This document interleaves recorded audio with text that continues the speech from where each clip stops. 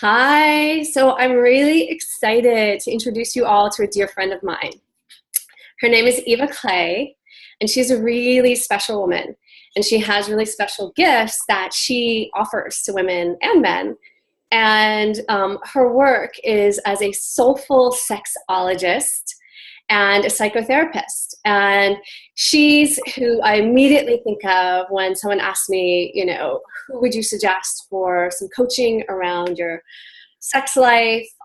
She is definitely a sexpert that you should know of. And I felt like it would be great to bring her in this week while we're focusing on sex magic, because I feel like this is a terrain she knows really well and practices with. And so welcome, Eva. Thank you, Amanda. and so we're just going to do this a little bit interview style. And I just love to ask you some questions like, how do you relate to sex magic and where has it shown up in your life, or how have you used it in the past? Thank you. Well, for me, sex and sexual energy is the way that I pray. To me, it's an incredibly holy and sacred faculty in our bodies. And there's a way that sexual energy and sexual awareness and sex itself can actually potentiate your prayers and make them more powerful. And to me, sex is directly related to our money, right? Because it's all housed in the second chakra. And so I often find that the way people relate to their money is similar to the way that they relate to their sex. And so Yes. we can access our prosperity through the sexual channel. And I use it all the time in my life. I feel like I'm maybe like the poster child for sex magic. Totally. I love that you said, that you use sex as prayer. And that really resonates for me. And it's such a powerful statement. And I think that just that in and of itself is so healing for women to hear. Because for so many of us, we grew up in a spiritual religious environment that told us that these were two opposite things. Sex is over here, and like being a good praying, spiritual girl was over there. And so just to hear you say, I use sex as a way of praying, I think is healing in and of itself. And yeah, I love that. How I would love to know, like, like instances where you've used it, like if you have a story of a time where you used it and was really potent and powerful, or and also specifically like the way you do that. How does sex become a prayer? Yeah, great. Thank you. Okay, so I'll share a really powerful experience, and I'll share the how. Okay, so I want to give the watchers, the women on this call, like really specific tools and practices that they can use on their own. So a lot of times when we combine these words sex and magic, or sex and prayer, or sex and God, it has a charge. And the body can move into a kind of contraction or tension about it for probably many of the reasons that you just mentioned. So by using a practice of sex magic, we can begin to reorient and reorganize our relationship to our sexuality and to our body, which reorients our relationship to money and prosperity. So my very first experience of really using sex magic was this. This was several years ago, and I had just gone through a painful divorce. And I had invested in an apartment. I bought an apartment and fixed it up to sell it to make money. And when I was going to go put it on the market, and like I had no idea how to do this. Like I'm not a real estate person. I at the time was not an investor. I had a very kind of haphazard relationship with money, but I knew that I needed a specific amount for that apartment in order to like meet my financial goals and pay off debt, etc. And the number that I needed for that apartment was way beyond the market. I was like, you know what? Fuck it. I'm going to do it. I'm going to use sex magic and I'm going to make this happen. And so I created an altar with the number that I needed to get for that apartment. And then, excuse me, every day I kneeled in front of that altar and I self-pleasured. And, you know, self-pleasure can be masturbation. It can be feeling your breasts. It can be massaging your neck, like anything that brings you pleasure. And just to bookmark this, in a moment, I'm going to talk about the science of like how and why that works. But so every day I would kneel in front of this altar and self-pleasure. And I hold that number in my mind while I'm self-pleasuring. And I just give it like a full body energetic yes, yes, yes. It's like opening and almost sort of like riding that number. And I had many, many sessions where like I would make love to that number. And I imagine that number actually penetrating me, like as the sacred phallus, as the sacred lingam, penetrating me and then bringing me to orgasm. So in a way, I'll say I was fucking money. You know, can I say that on this call? Can I? Yes, you can. Absolutely. Yes. Fucking money. Yes. I was fucking money. And then I had a lover. I was single at the time, and I had a lover come over, and we went to the bank and we got all this cash in like many different types of bills, everything from like $1 bills to $100 bills, and we spread it all over the bed, and we made love on top of this money. And all the while I was chanting the number that I wanted, the number that I wanted. And, you know, we were like sweaty in the lovemaking, like the money was like sticking to our bodies and we were like rubbing it on us. And I imagined that as I felt more pleasure, I see pleasure as like a golden lasso, okay, that extends from the yoni or the womb space, whichever space you want it to extend to.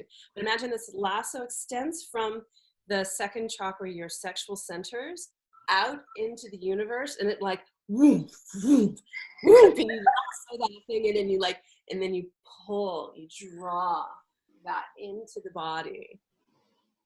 And I kept drawing that number in. And guess what? I'm gonna guess you got it. I got it. I came up like the exact number, like an offer came in on my apartment and I broke the record for apartment sales in that neighborhood. Wow. At that point, there had never been an apartment sold at that high of a price. And it was all the sex magic. I know it is. Yeah. I want to do one thing, which is there's like the weed whacker outside. I'm just going to shut my door because it's like I don't want all of this magic to be drowned out by that. Yes. I love this story so much.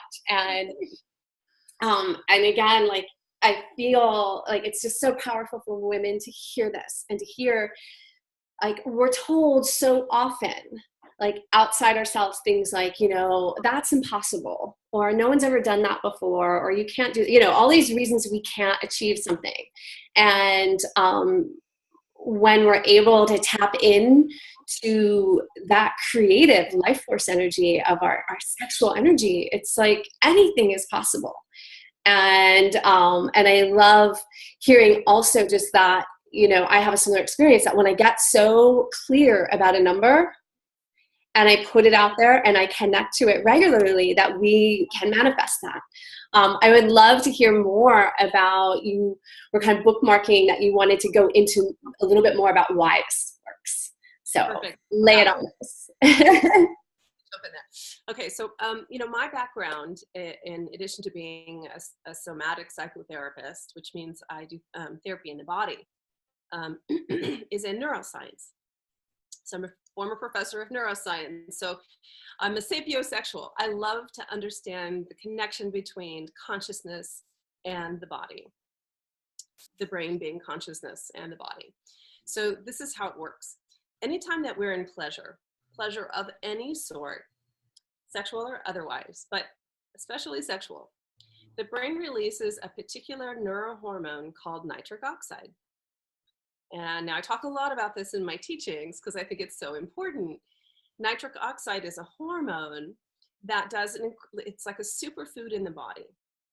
And it does all kinds of amazing things in a woman's immunity, in our biology, in our, it heals us on a cellular level. It increases our metabolism. It helps us lose weight and maintain a healthy weight. It helps with digestion.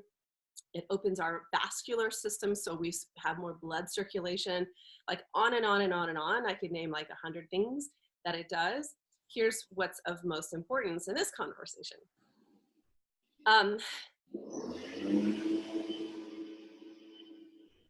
Cue the weed whacker. Okay, Exactly. we're just gonna like whack right over that weed whacker. Sex whack. So nitric oxide is your inner radiance. Nitric oxide is what's responsible for lighting up a firefly. Lighting up a firefly? Is that what you just said? Amazing. Yes, that's what makes a firefly glow, is nitric oxide. I love that. That's amazing. Yeah. Now, let's not confuse it with nitrous oxide. Nitrous oxide is laughing gas. That's what you get at the dentist. That's used to get the whipped cream things. Yeah. Right. Yeah, no, that's different. Nitric oxide makes a firefly glow. It also makes us glow. It's that inner radiance that we talk about so much in esoteric traditions. And like when a woman is in her pleasure, she glows from the inside out and she becomes magnetic. Nitric oxide emits a pheromone. Pleasure is a chemical. Pleasure creates a pheromonal condition in the body that we send it out to everyone around us, and it's incredibly contagious. So when you're in the company of a woman who's in her pleasure, you get a hit off, you like vicariously get a hit. Men feel that hit and it's like irresistible to them. They're like moths to the flame. Okay. So there's more that nitric oxide does that I want to emphasize. In addition to it being your radiance, nitric oxide would be the chemical manifestation of what in esoteric traditions we call prana, or chi, or shakti.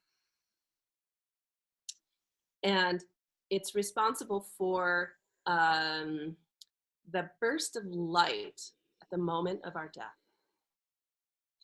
We often experience these transcendent spiritual awakenings through powerful plant medicine ceremonies. This is nitric oxide. So nitric oxide is not only a radiance, but it's involved in your transcendent spiritual awakening. I get really excited about this property. Now, maybe you, Amanda, maybe some of the listeners here have heard the term neuroplasticity. Okay, this word makes my pussy happy because I love the brain. So neuroplasticity, all it means, it's a fancy word, all it means is that your brain is always changing, is always shifting. So we used to think that the brain was static, that it never moved, it never grew, it never shrunk. If it was damaged, it was irreparable. We now know that's completely not true. We're changing it all the time. And I want you to imagine your brain as being a dense forest. It's full of trees, it's just totally dense. And every time you have a thought, a feeling, or a behavior, it carves a little pathway through that dense forest of your brain. And that becomes a neural pathway. And every time you have that thought, that feeling, or that behavior, it's like a trail that gets wider and wider and wider until it becomes like a 4-lane superhighway. And that's then what we would call a habit or a pattern. So every time you have a thought about scarcity and you think, oh God, I don't have enough money for that. Oh, I could never afford that. I would never make that much. I'll never be rich. I don't deserve to be rich, etc. You're widening that neural pathway until it becomes habitual and automatic, and you're not even conscious of having that belief anymore. So what nitric oxide does is it descends upon the brain and it makes it easier for us to shift those neural pathways. It softens the white matter of the brain and makes it easier to change. So if you're seeking transformation on any level and you combine pleasure, sexual or otherwise, with the process of that transformation, you're going to expedite and exponentiate your shift. I love that so much. I love it so much. And it really, it matches up with the work that the women have already been doing, right? The daily practice with the essential oil and seeing and feeling themselves having an experience is starting to work on those neural pathways, getting them, regulated to like, this is normal, like this pathway. And I love how you described it as like a dense forest, and that it's like that road every day, that road is getting wider and wider till it's like a super highway. Such a beautiful metaphor. I love it. It's like turning me on. And then now we get to add in with the sex magic part of it. When we connect to our pleasure with that vision, that it makes it even easier, that it's exponentiating that process and speeding it up. I love it. I love it. I love it. I love it. Amazing. I love how you bring in the science piece to really have this all make sense to women, why this process is achieving the results that they're getting. Beautiful, beautiful. I feel like there's so much more we could explore here, but what I want to ask you is, like, in the last few minutes, what is something, what is one final thing that you would like to share with women or impress upon them that you feel like would be really vital? Yeah, thank you. Because there's something in my heart, the last thing I want to share. Yeah. And it's just a really practical tool. So listen, you don't need to masturbate to the thing you want. You don't need if there's a charge there for you, or if it feels out of reach for you, you're perfect exactly where you are. Okay, don't force it, and don't create any force or contraction in this process. But I did a practice last night that I want to share with you, and I did it especially to prepare for this interview. So I'm actually on vacation right now. I'm in a very beautiful place, and I'm so in love with it that I want to move here. And so I went driving around last night, looking at all the different neighborhoods and feeling out what neighborhood do I want to live in? What feels good in my body? And I found it. So I parked myself in that neighborhood, and it's full of trees, and there's a beautiful view of the mountains. And I just touched my yoni.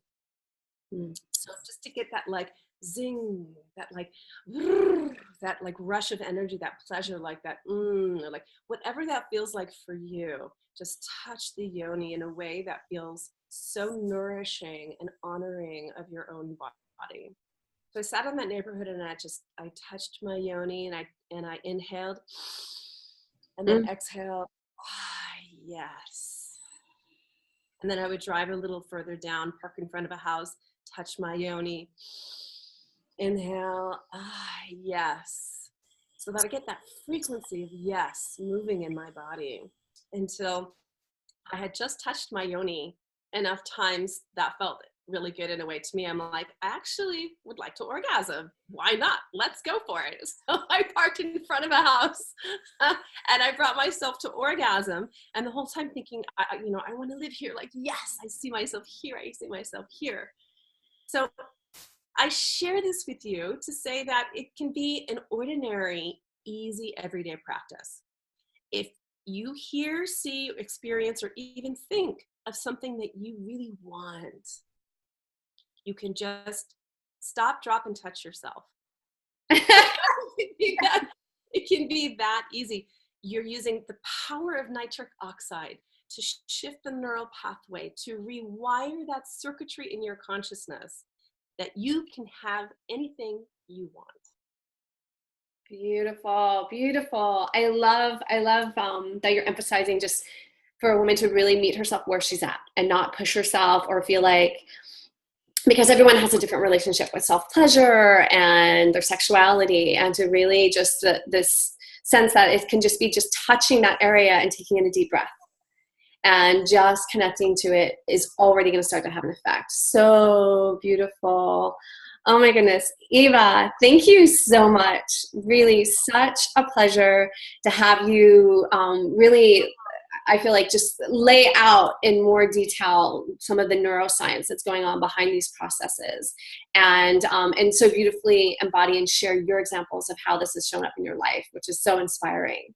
And I'm going to share Eva's contact information. So if you are curious to learn more about this, you can always reach out and explore with her.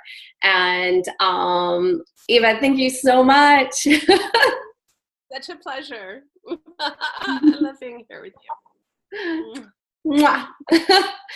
Mwah.